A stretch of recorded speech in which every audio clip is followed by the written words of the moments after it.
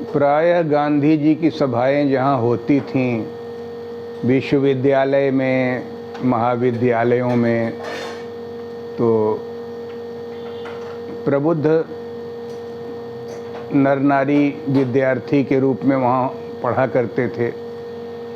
गांधी जी सबका क्लास लेते थे अपने उपदेश के बीच में, अपने प्रवचन के बीच में। एक बार उन्होंने एक सभा में पूछा कि हमारी इस सभा में कितने विद्यार्थी ब्रह्मचारी हैं, तो मुश्किल से 1000-1500 लड़कों के बीच 4-5 हाथ उठा। गांधी जी ने कहा, बताओ, देश की प्रगति जिस पर आधारित है और उसमें 4-5 लोग खाली आगे आएंगे तो इतना बड़ा देश कैसे आगे बढ़ेगा। और बाद में फिर ब्रह्मचर्य की महिमा समझाया कि देखो, मनुस्मृति का एक श्लोक है, मरणम बिंदु पातेन जीवनम बिंदु रक्षणात्। वीर्य का, रज का जो बिंदु है शरीर में, जीवनी शक्ति जिसको कहते हैं, नारी में उसी जीवनी शक्ति को रज बोलते हैं, पुरुष के शरीर में उसी जीवनी शक्ति को वीर्य बोलते हैं। इसका एक एक बूंद यदि बाहर गिरता है तो तुम्हें मृत्यु की ओर ले जाता है। मरणम बिंदुपातेन, बिंदुपात के द्वारा मरण, और जीवनम बिंदु रक्षणात्, और बिंदु के रक्षण के द्वारा जीवन। और इसकी रक्षा जितनी ही की जाती है शरीर में, इसको जितना ही रोग के संभाल के रखा जाता है, उतना ही दीर्घ जीवन प्राप्त होता है। प्राचीन काल की कथाओं में सुनते होंगे आप लोग कि महात्मा 1000-1000 वर्ष तक जीवित रहते थे। आज भी सुनते हो 100 साल के ऊपर महात्मा जीवित रहते हैं। बुढ़िया माई वगैरह कोई 106 साल की होके मर रही है, कोई इतने कोई उतने। ये क्या है? ये सब संयम का ही प्रमाण है, परिणाम है।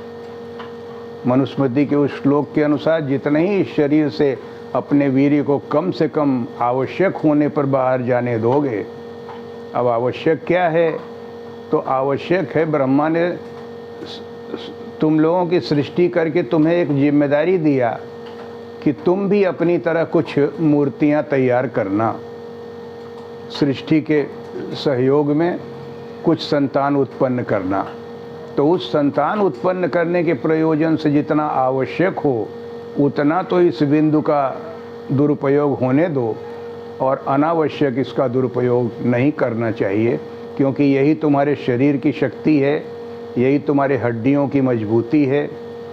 अखंड ब्रह्मचर्य धारण करने वाले दधीचि की हड्डी से इंद्र का वो वज्र बना है जिसकी कथा सुनते हो कि उसके सामने कोई शस्त्र काम नहीं करता था, इंद्र का वज्र।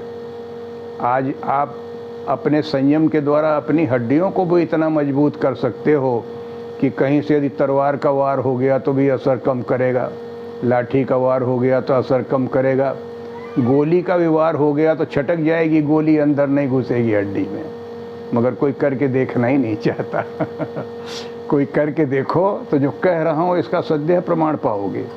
आज भी 90-90, 100-100 साल के महात्मा तुम्हारे आश्रम में ही हैं, हाथ पैर सही है, डोल रहे हैं, बोल रहे हैं, सब कर रहे हैं। जबकि अपने घरों में देखो 60 साल के बाद बब्बा जो है खटिया पकड़ लेते हैं, आवाज़ क्यों च्यों हो जाती है, चारों तरफ कोई ध्यान देने वाला नहीं रहता, और महात्मा के चारों तरफ तुम लोग घर छोड़ के आके समय दे रहे हो, बात सुन रहे हो। ये सब लाभ ब्रह्मचर्य का ही है। अब कुछ लोग, विद्वान लोग, उसमें खींचातानी करके कहते हैं ब्रह्मचर्य से और वीर्य के रोकने से क्या संबंध। तो भैया संबंध नहीं है इसलिए कि तुम करके देखे नहीं हो, हमने करके देखा है, हमको मालूम है संबंध है। वो कहते हैं ब्रह्मचर्य का अर्थ है ब्रह्म का आचरण करना। कहीं कहीं विद्वानों ने सूत्र दे दिया है कि ब्रह्मम आचरति स ब्रह्मचारी, ब्रह्म का आचरण करता है। अब ब्रह्म भी बता चुका हूँ पिछले उपदेश में कि ब्रह्म है क्या, निर्दोष और सम स्थिति का नाम है। तो ब्रह्म का आचरण और ब्रह्म और वीर्य की रक्षा दोनों एक दूसरे से घनिष्ठ संबंध रखते हैं। जब आप निर्दोष अपने मन को बनाने लगोगे तो फिर संयम विकृत क्यों होगा।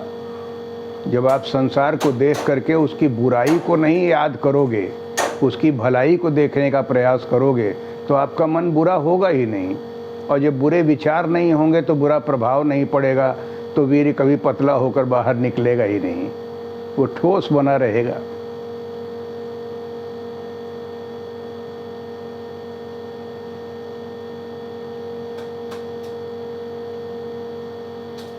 एक साधु ने हमको बताया था अपने बचपन की बात। उसने कहा कि महाराज पहली बार जब हम गृहस्थी में थे और एक ऐसी परिस्थिति आ गई जिसके कारण कि सरसराहट मालूम हुआ और वीर्य बाहर हुआ सर इंद्री से, तो उस समय हमने क्या देखा कि जैसे छिली हुई लीची हो उसी तरह कोई चीज़ गद्द से ज़मीन में गिर गया। सोचो तुम्हारे वीर्य की यह अवस्था है, छिली हुई लीची, और बाद में क्या स्थिति हो जाती है, जैसे जुकाम के शुरुआत वाला बहने वाला नाक। ये असावधानी का ही परिणाम है, जिसके कारण नाना प्रकार का रोग होता है।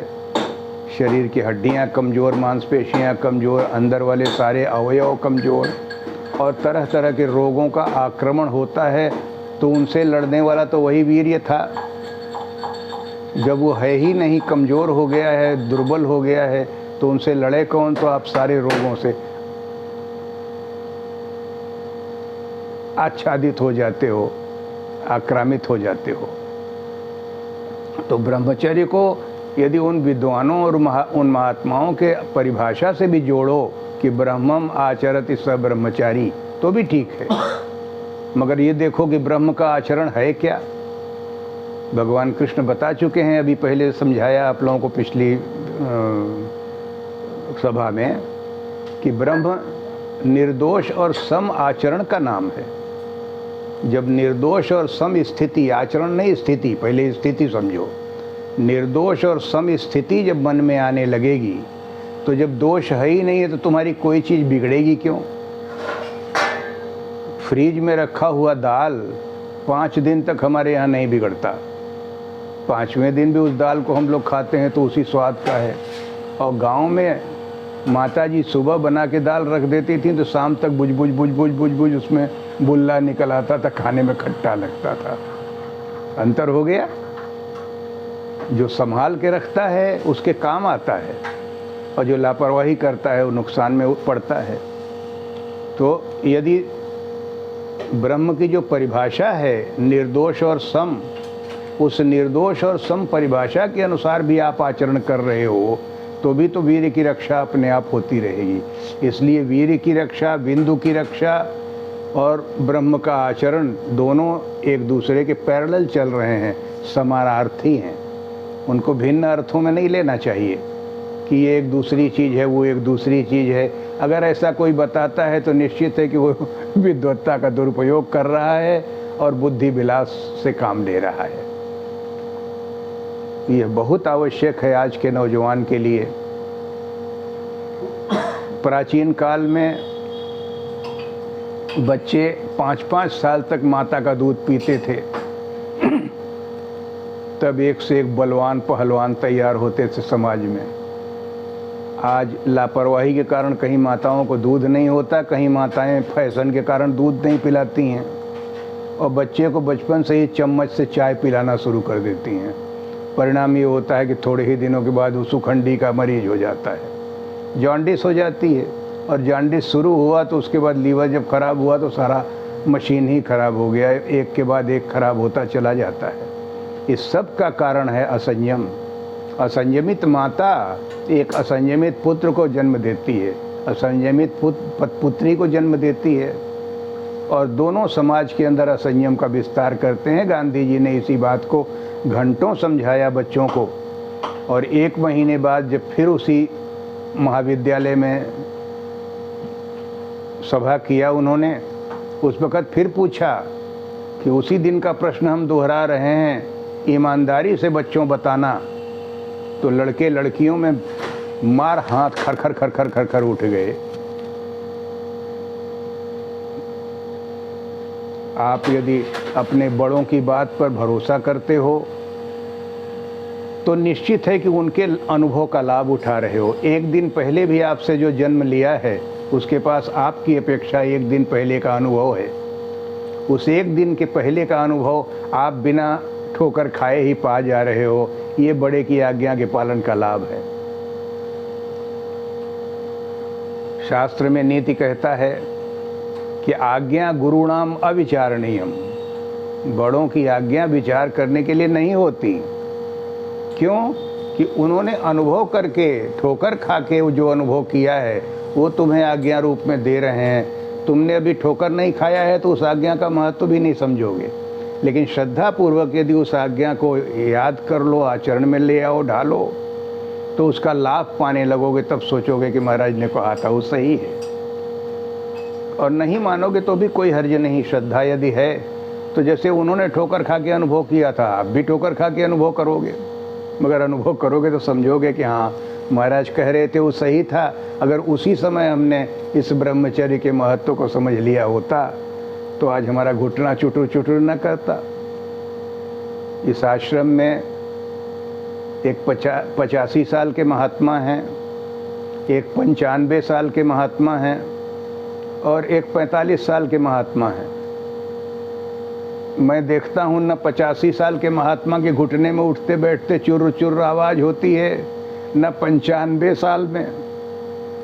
विजय मिश्रा एडवोकेट बैठे हुए हैं, इन्होंने भी देखा है 95 साल वाले महात्मा को। वो उठते बैठते हैं, चलते फिरते हैं जैसे बच्चे उछल रहे हों, और उनके घुटने में चुर्र चुर्र आवाज़ नहीं होती। लेकिन 45 साल वाले महात्मा जरा सा झुकने भी लगे तो चर्र से बोलता है जैसे लकड़ी पट गई। इसलिए इसमें विशेष ध्यान रखो। संयम जितना ही बना के चलोगे जीवन उतना ही सुंदर होगा। साधना में भी इसका महत्व है। संयमी पुरुष की साधना भी अच्छी होती है, क्योंकि मन को शांत करने के बाद ही साधना का उन्नत प्रकरण मिलता है। ठीक है।